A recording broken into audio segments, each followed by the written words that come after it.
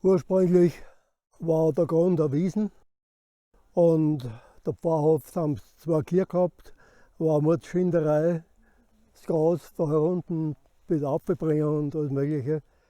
Und dann ist 1974 ist die Wiesen anpflanzt worden. Herunten war früher ein Fußballplatz, da haben die Buben gespielt. Und dann ist das alles anpflanzt worden. Und zwar Hals über Kopf, mehr oder weniger, und nur Fichtenmonokultur. Das war natürlich ein Fehler, aber man hat damals einfach das Bausch und Bogen so gemacht. Ne? Und dann haben wir das, es ist langsam zugewachsen. Wir haben dann immer ausgeschnitten, was Tierwaren ist und was weggehört hat. Das hat für den täglichen Gebrauch gehabt. Und da genau, wo wir stehen, in der Richtung, ist früher eine Starkstromleitung durchgegangen. Und unter der Starkstromleitung haben wir dann eine Christbaumkultur angesetzt, stehen jetzt auch noch. Und haben damit zu Weihnachten immer schöne Christbaum gehabt. So für Kirchen, große Christbaum und dafür umliegende Pfarrer haben wir gegeben. Und es ist alles eigentlich gut gegangen im Wald, obwohl er nur Monokultur war. Aber dann vor, ja, jetzt ist schon wieder aus, 7 Jahren oder was, wie der Kürle war, der erste Sturm, der große Sturm, hat oben an der Ecke einmal ein paar Baum genommen. Und vor allem beim Nachbarn. Ja. Und das war fast der 90-jährige Bestand, große Baum, die haben das alles geschützt und die hat es genommen. Und anschließend darauf hat der Käfer angefangen.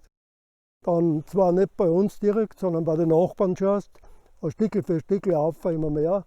Und dann ist es auch bei uns losgegangen. Voriges Jahr im Sommer hat mir ein Jäger gesagt, bei dir ist ein gelber Baum drin, schau mal nach. Dann habe ich nachgeschaut. Und dann war einmal einer, dann waren es 3, dann waren es 10 und dann ist er hingegangen. Und bis zum Winter sind ungefähr 70 Bäume schon kaputt gewesen vom Käfer. Eine ganze Schneisen einer ist kaputt gewesen.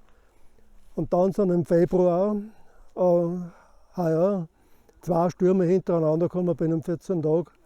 Und die haben dann erst einmal auf der Westseite ungefähr 40, 50 Bäume umgerissen, also mit dem Wurzelstock und angerissen und so weiter, der erste Sturm. Und der zweite hat dann praktisch den halben Wald umgelegt.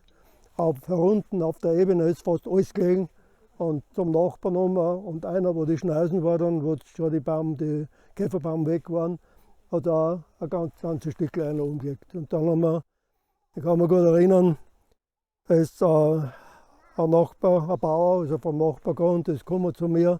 Und in der Früh, weil der Sturm war in der Nacht, dann habe ich schon gewusst, wie der da steht. Oh, ey, da schaut es schlecht aus. Ne? Und dann hat er gesagt, du, geh mit zur Feuerwehr. Und die Feuerwehr hat damals schon angefangen gehabt zum Ausputzen. Aber da ist kreuz und quer, 3, 4 Meter hoch, alles durcheinander gelegen. Jetzt haben wir gesagt, na, Schluss aus. Da holen wir einen Harvester. Und dann hat der Harvester 3 Tage gearbeitet, damit er das, also dann haben wir die Straßen gesperrt überall. Und dann haben wir gesagt, weg damit mit allen. Jetzt sind nur eine Art so eine Baum gestanden. Das hat keinen Sinn. Weg damit mit allen. Und schauen wir, dass wir es neu abpflanzen. Und jetzt sind wir, wie gesagt, dann vor der Frage gestanden, wer macht das, was setzen wir an, wie setzen wir es an. Und da sind wir dankbar, wenn es uns jeder hilft dabei, dass wir auf einen grünen Zweig kommen dann.